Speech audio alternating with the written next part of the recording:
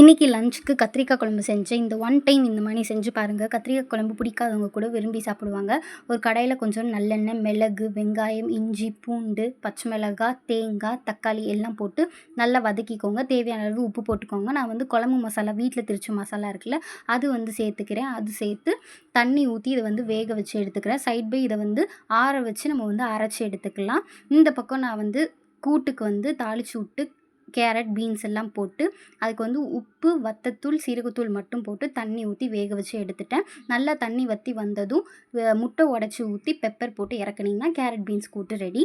So இங்கே கத்திரிக்காய் குழம்புக்கு கத்திரிக்காவை வந்து எண்ணெயில் ஃபுல் ஃப்ளேமில் வந்து ரோஸ்ட் பண்ணி எடுத்துட்டேன். அதுக்கப்புறம் தாளித்து விட்டுட்டு வெங்காயம் போட்டு நல்லா வதக்கிட்டு நம்ம அரைச்சி வச்சுருக்கிற மசாலாவை ஊற்றிட்டேன்.